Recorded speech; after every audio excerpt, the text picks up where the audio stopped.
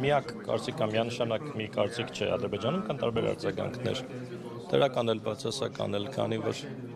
ելույթումս էլ դա ասացի որ դեռ կան հույզեր հիշողություններ հակամարտության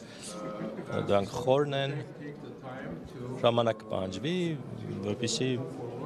առաջ շարժվենք Այն ժամանակ ես կարծում եմ նաև տեսնում ենք որ շատերը նաև դրական են տրամադրված այդ շփումներին որովհետև իրենք հարցեր են տալիս լրատվամիջոցները հետաքրքրված են հարցնելու են մեզ թե ինչպիսին էր մեր ժամանակը Հայաստանում ուզում են իմանալ տեղեկանալ դա տեղեկանալու իմանալու ժամանակահատվածը երկու կողմերի համար հաջորդ անգամ երբ հայ փորձագետներն ուղևորվեն Ադրբեջան կարծում եմ նույն բանը տեղի կունենա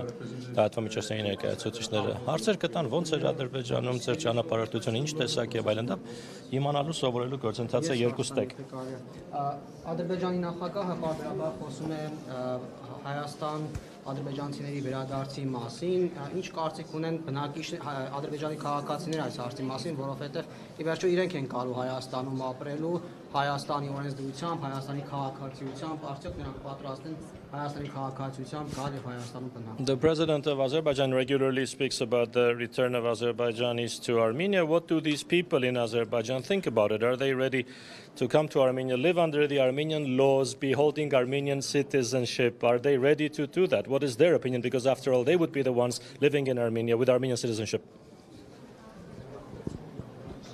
First of all, we have to understand that there is հասկանանք, որ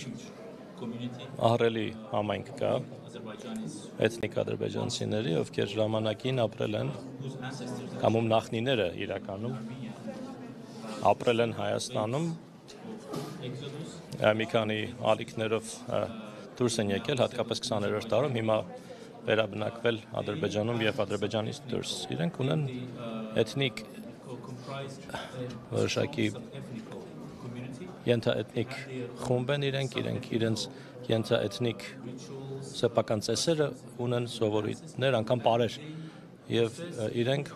ահռելի քաղաքական ու տնտեսական ուժ ունեն Ադրբեջանում ուստի արամարել այդ համայնքի գոյությունը սխալ կլիներ եթե իմ կարծիքն եք հարցնում ես կարծում եմ որ ժողովուրդների միջև կոնտակտների գործընթացում մենք պետք է նաև փորձենք այդ համայնքի անդամներին ներգրավել սերտ հաղորդակցության մեջ հայերի հետ իրենք որպեսզի ի վերջո որոշակի հաղորդակցություն ձևավորեն, որովհետև 3 թե 4 տասնամյակ յուրաքանչյուր հասարակությունը ապրել է իր փուչիկի մեջ։ Մենք կարող ենք մինչև որս վիճել, կռվել, բայց գոնե պետք է դասեր քաղենք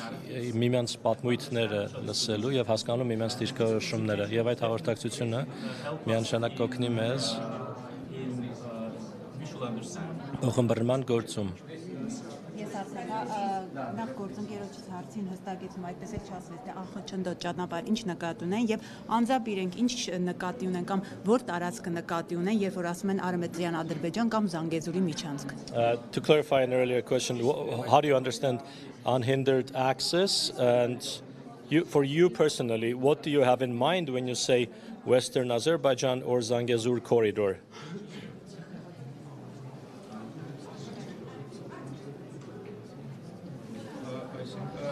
Կարծում եմ առաջին հերթին հետևյալը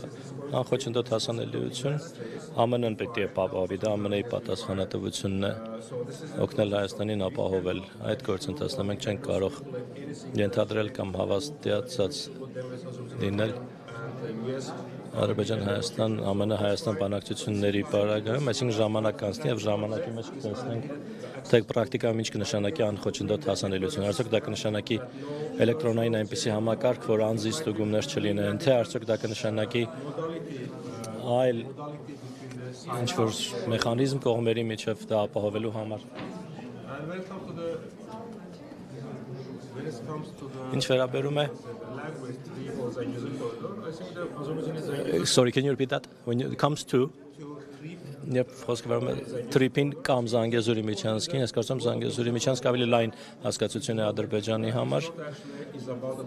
Չի վերաբերում Թրիփին, դա ավելի լայն, այսպես ասենք, հասկացություն է ու դա պետք է ընկալել որպես այդպիսին։ Ի տարբերություն Հայաստանի,